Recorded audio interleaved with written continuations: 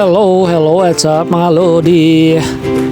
For today's vlog nga pala mga Lods, pupunta nga pala tayo ng Bustos, Bulacan mga Lods, at maservice nga pala tayo ulit ni Ate Lenny. At ang gamit nga palang motor natin mga Lods ay semi kulong-kulong mga Lods, at may windshield pa sa harap. At hiniram ko nga lang pala to kay kay Argel, yung kapitbahay namin. Shout out nga pala sa may-ari ng motor, kay Argel saka kay Robilin. Maraming salamat nga pala sa inyong pagpahiram ng yung motor. Nasira kasi mga Lods yung motor natin, kaya hiniram ko muna yung motor nila. Buti nga pinahiram din, kaya maraming salamat talaga sa inyong dalawang mag-asawa.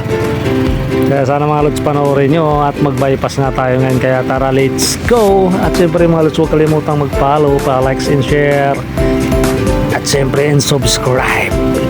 Go, go, go.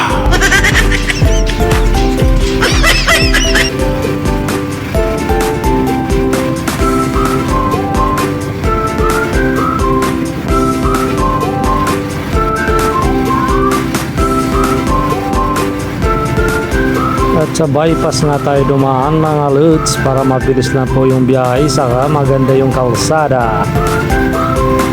Saglit lang din naman to, halos mga 20 minutes lang yan mga Lods, from Balagtas to Bustos, Bulacan mga Lods. At sa may bayan nga lang ng Bustos tayo pupunta mga Lodi. Andun lang pala yung bahay na kamag-anak ng service natin. Balita ko birthday daw pupuntahan namin mga Lods. Makikain lang kami mga Lods. Ayaw mo pa, makikain ka na, may bayad ka pa, o diba? Kaya tara mga Lods, panoorin nyo hanggang dulo mga Lods. At siyempre huwag nyo kalimutan mag-follow mga Lodi, wala namang bayad, pakipindot na lang yung notification bell para laging updated kayo sa mga videos natin mga Lods. Maraming salamat. At yun na, bypass na nga tayo mga Lods. Napakaganda naman talaga ng kalsada rito, halos tapos na rin lahat yung kalsada rito mga Lods. Talagang all goods na, napakabilis na ng biyahe rito pag dito kayo dumaan. At lusot nga pa rin pala itong mga Lods sa papuntang Nueva Ecija, San Ildefonso, San Rafael, San Miguel, Bulacan mga Lods. Ito pa yung daan, lusot na papuntang Nueva Ecija na yun, dire-diretso na po yan. Dito ang dabis ng daan mga Lods, bypass Balagtas. Kaya tara mga Lods, samahan nyo kami sa aming video ngayon. Let's go! Go, go, go!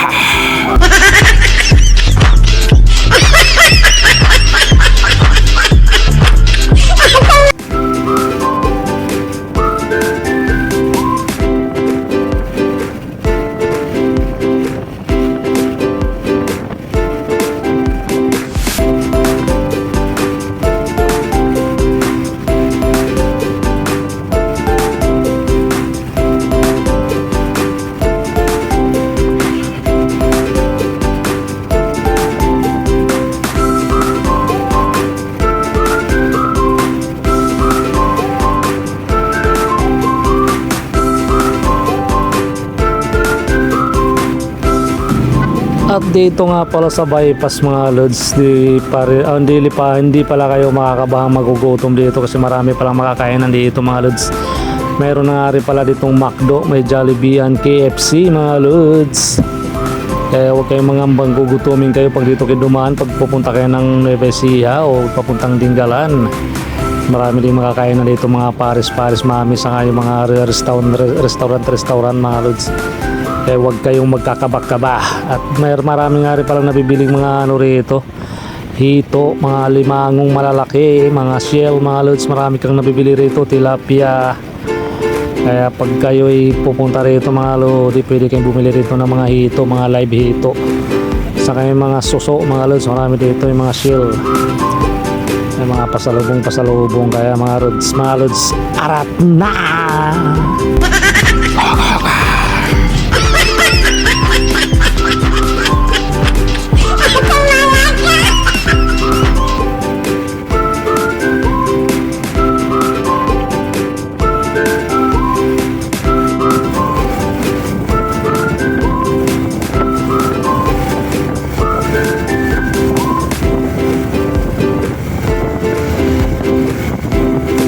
May palamig na barangay po.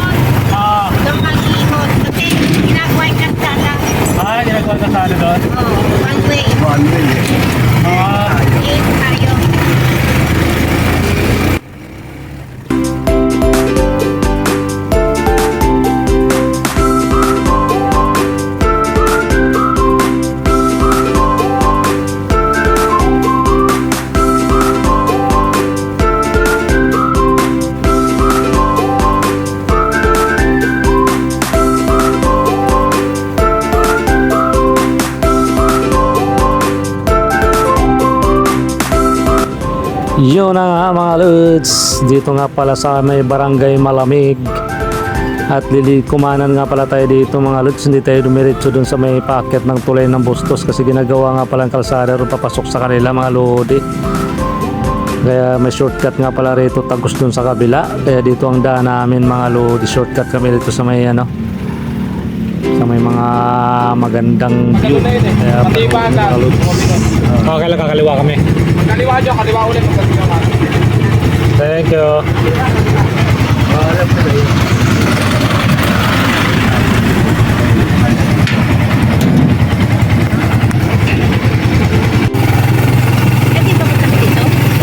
Buti may daan dito, no? Oo. May mga shortcut din.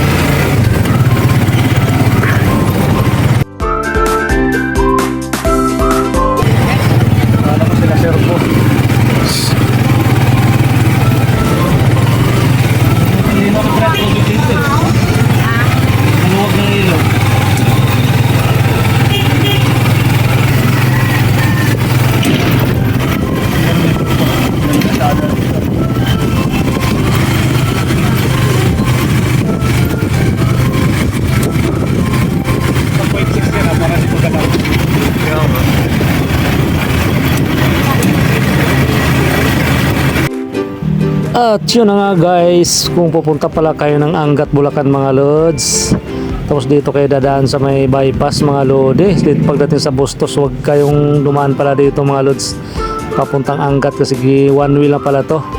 Ginagawa yung kalsada rito mga lods, mahaba yung kalsada ginagawa rito, kaya iikot kayo sa kabila mga lodi, medyo malilay ikutan nyo, kaya dapat pagka pupunta kayo ng Angat huwag na kayong dumaan dito sa may Bustos, Bulacan kasi nga talagang ginagawa yung kalsada rito mga lodi. Ikot kayo, ikot. Mahaba yung ginagawang kalsada rito. Medyo matagalan talaga pagka dito kayo dadaan.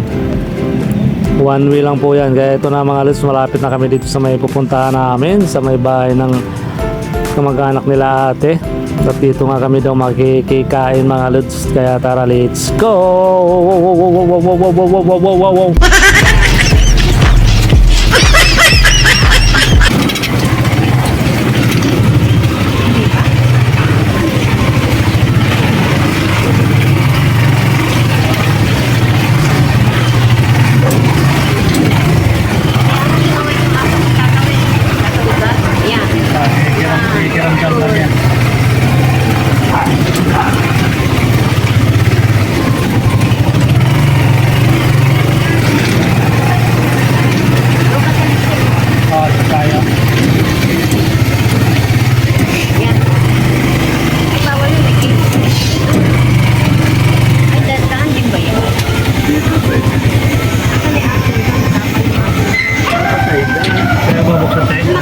Tagay ko. Ibig sabihin na Kuya, mayroon na, nakakuha na kami. Hindi ako makapunta ng maaga, tumugulan ka. Oo. Mga alas 8 na, magpunta ako. Wala rito, nakakatulog na.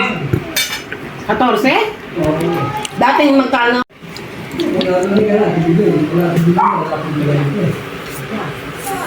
Wala na, Yan ang sabi ko sa iyo, pagka sobra sa pataba, nagaganon. Kaya kami minsan tinitipid ko nga.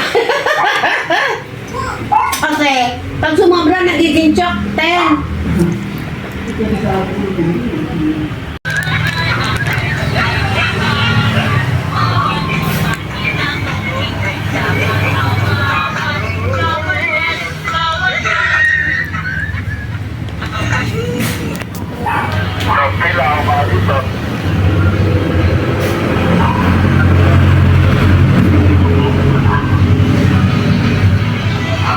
Ganito nga ang plato yung sa'yo po, ganito. Para laki. Galing yan, laki.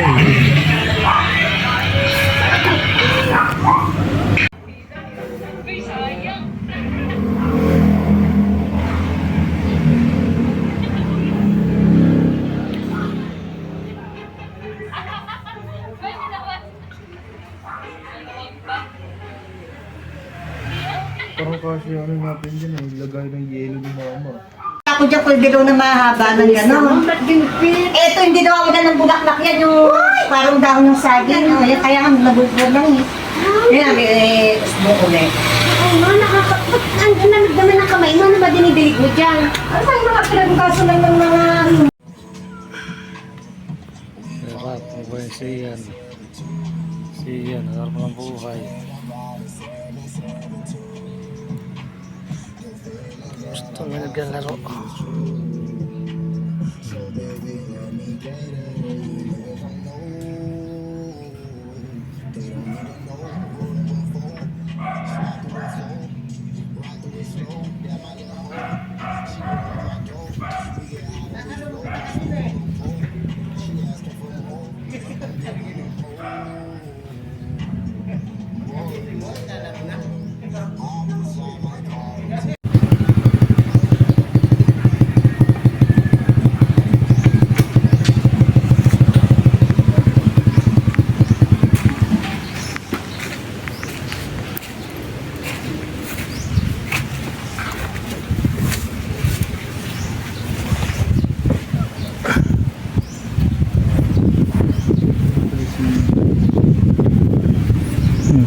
Naglalaro.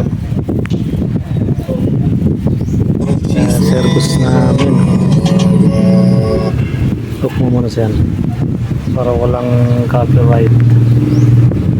Service namin yung siyempre baboy sa nakasakay.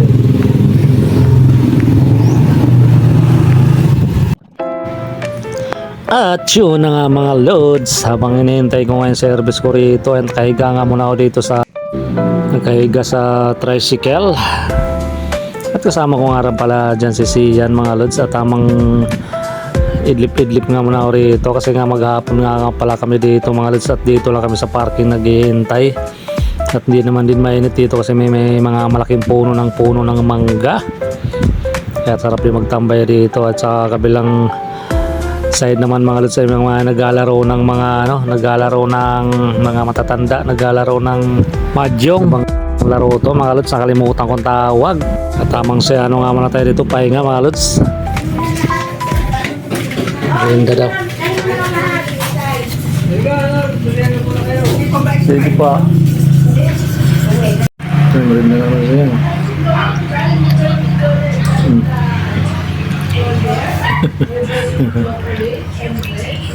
Merienda.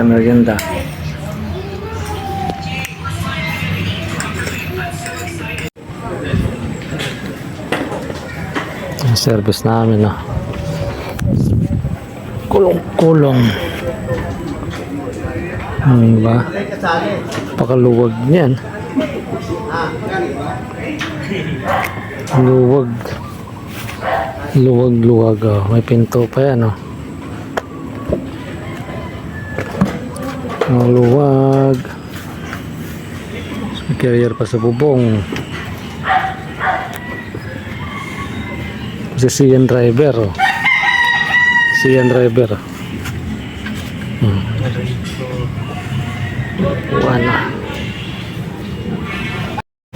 At yun na nga mga lods, pagkatapos nga namin magmerienda dun sa loob ng bahay kanina at lumabas naman kami dito at tumambay na naman kami dito sa tricycle mga lods at tamang pahinga na naman habang nagtatanggal-tanggal ng tinga.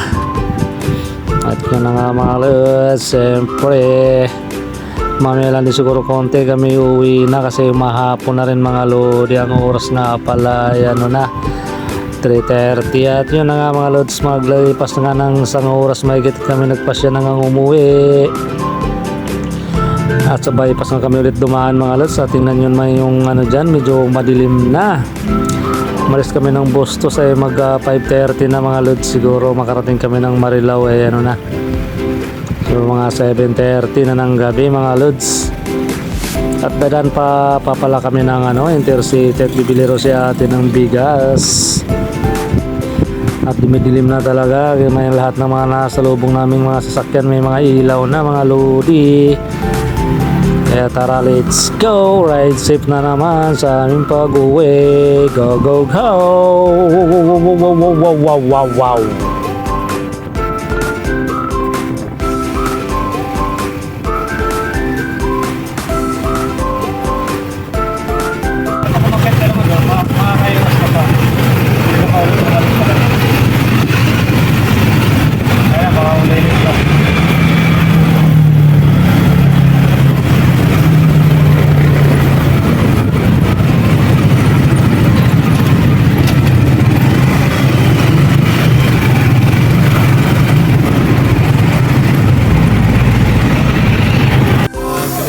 Bumaba kami dito. May bilihan ng bigas.